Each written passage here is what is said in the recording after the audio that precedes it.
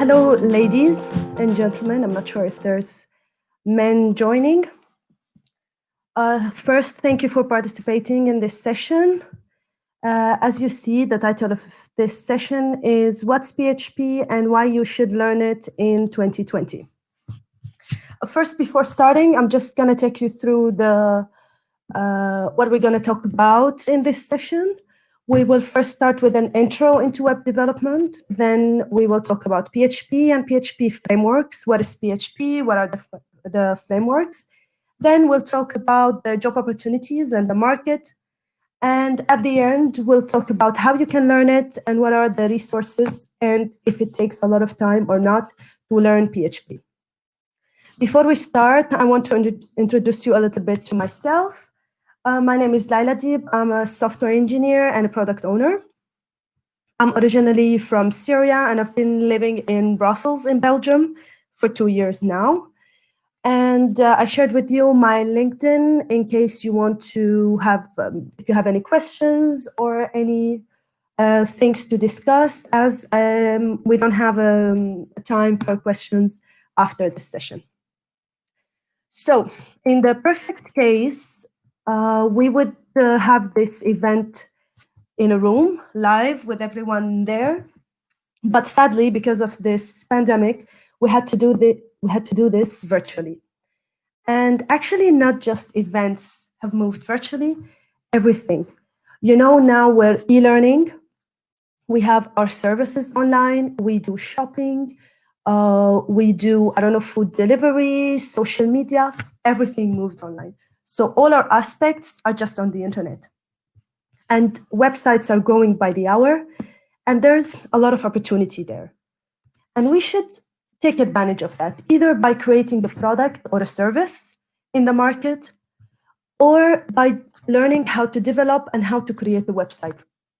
And actually, not just for web development, coding and software development in general is really a good skill that you should have or you should learn. It can improve your way of thinking, and it will open a lot of opportunities to you. So, but usually, let's say we can start with web coding or web development because it's a bit more easier than software development. So there's a lot of opportunities there, and we should take advantage of it. Before we go into a bit of coding, I want to explain a little bit of an aspect, the difference between websites and web applications. Usually a website is just a page that can inform you or show you information, like a news website or a personal blog. And in these websites, you don't interact with the user. The user doesn't interact with the platform. You don't create an account, or you don't send messages, or you don't have any interaction. While a web application, it's a bit more complicated. You have more services and features, something like Facebook or Zalando, for example, where you can create a user and you can go inside and do some shopping or anything, like you're interacting. And to go into this world of software development and web application development, you have two ways. Either you learn to create websites using a tool, which usually they're called CMSs, something like WordPress or Wix or Joomla. So these are like tools that help you create a website. You can just drag and drop, like create a banner, a button, or anything like that. Or you can go the hard way, or the hardcore way, which is coding. I'm not going to say you're going to start it from scratch, the code or the website that you're creating, but it's more flexible, and basically you can do whatever you want. You put the stuff wherever you want, so there's no template there, and you just start creating your website. But how I can start creating my website? What are the tools? How should I learn? What should I do? As you know, there's a lot of options out there for creating a website and the languages to use it. There's, PHP, you hear a lot like PHP, C++, C#. There's a variety of programming languages.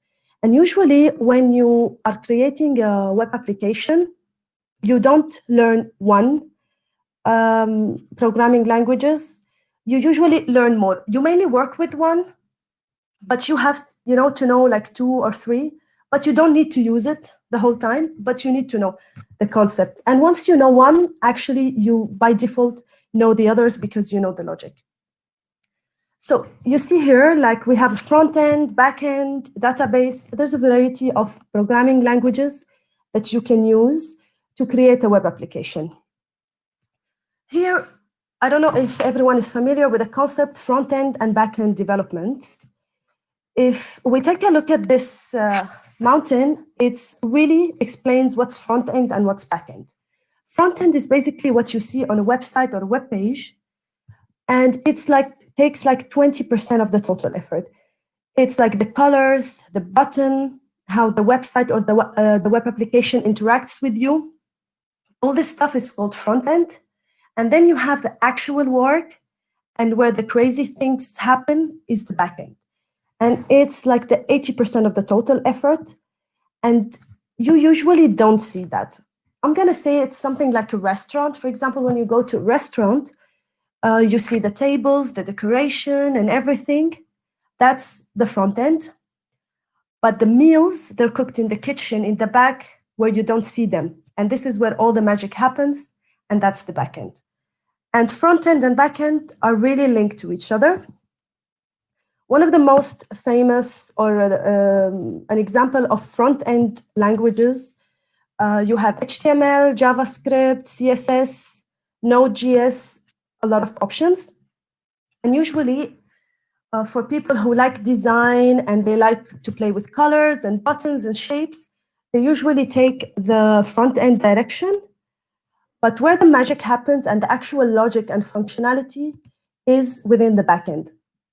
So if you are a backend developer, you'll be responsible for creating algorithms, functions, logic.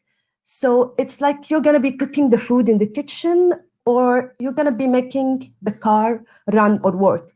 Maybe connecting to the database, connecting users, doing services and security. This is all back-end features or jobs. As you see here, we have a lot of variety of back-end languages.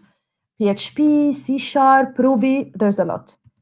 What do I choose? There's a lot of options. Actually, as you know from the title of this session, you should go with PHP.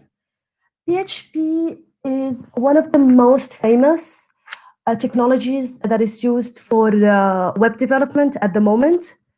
The majority of web applications and websites that are run at the moment globally, they're using PHP. So it's really on top of the world of programming, web development. Okay, what are the features? What are the good things about PHP that makes you want to learn it? First, as we talked, the maximum market demand, because a lot of websites are already running on PHP and a lot of people are using it. And it's 100% guaranteed that if you work with PHP, you will find a job. Another advantage that it's an open source. As we said, it's mostly used. And a lot of people develop codes and develop stuff to help PHP programmers, and they're everywhere. So you can easily have access to any snippet of code or any library that is out there. This is why we call it open source. And on top of that, it's free, almost free. I'm going to say, like, it's super cheap to code with it, to deploy it, to maintain it. It's super cheap. Also, it's fast and reliable, especially if you compare it to Python, which is another famous programming language for web development. It's considered faster than Python. And the time load for the page is super, super small. Also, another thing, PHP is very simple and easy to learn. It has been around since 1995, I guess, and it's well documented. So there's a lot of resources. There's a lot of free YouTube videos that you can learn from. And there's a lot of books and a lot of resources to learn PHP. On top of that, it's user-friendly, which means that you can easily understand it. You can find resources everywhere, and it's easy to understand and easy to grasp. Now we're going to talk here about something else, a bit related to PHP. It's PHP frameworks. So usually when you program with PHP or with any other languages, especially if you do the front end, especially if you do, the back end, there's a lot of repetitive work that you do. For example, let's say I want to save a user or do something with a piece of information. I have to connect to the database, get the information, then close the connection. Or I want to make sure if I'm doing like e-shopping, I want to make sure that I have a valid card, Visa card number or whatever. All this stuff are repetitive and they're commonly used. So in order not for me to spend a lot of time doing the same code again and again and again, there are already made PHP frameworks, which are like libraries that can help you use their code. And these frameworks really make it easier for you. They save your time. You can avoid just writing repetitive code. And it can make sure that also that your processes are going in the right direction and you're correctly connecting to a database or doing security. These are like a list of combination of the most famous PHP frameworks. Actually, the most famous are Laravel and Symfony. Only around 12 or 13% of PHP developers have skills in these two frameworks, which increases a very, very big demand on these two frameworks of Symfony. Sorry. So, as we said, PHP is everywhere. So a lot of people are using PHP. Here I put some examples of PHP. You can see that Facebook runs on PHP. Facebook, the social media application that you can do messaging, chatting, videos. There's a lot of features with it, and it's all done with PHP. Also, WordPress, Joomla, Yahoo, Wikipedia, they're already developed with PHP, which creates a lot of demand on that. So actually, once you learn it, you know that you can find a job directly. Okay, as we said, there's a lot of opportunities for PHP developers, and companies are really in this man's position. So they are looking for PHP developers. There's competitive salaries for them. And actually, I want to say an example of my case. I was living in Syria, which is still considered a war zone country, and with the sanctions and everything.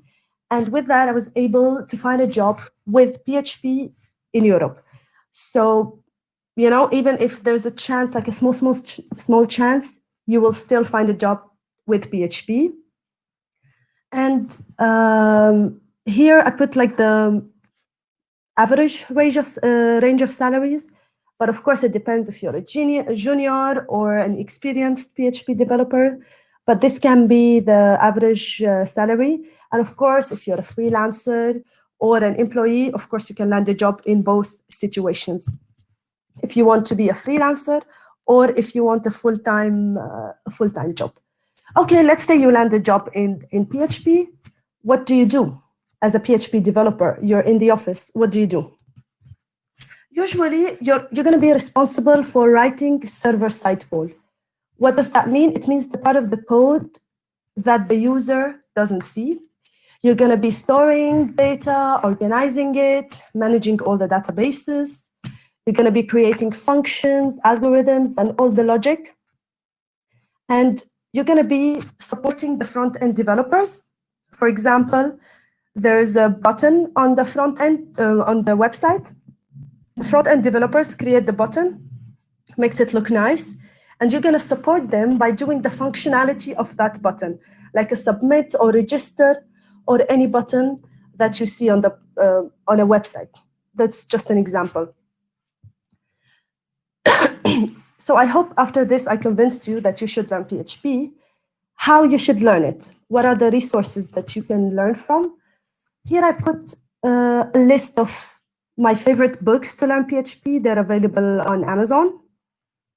As you can see, there's a lot of them that are mixed with MySQL, because we were saying that PHP is a backend language, and usually in the backend, you have to connect with the database and manage it, do some instructions with the database.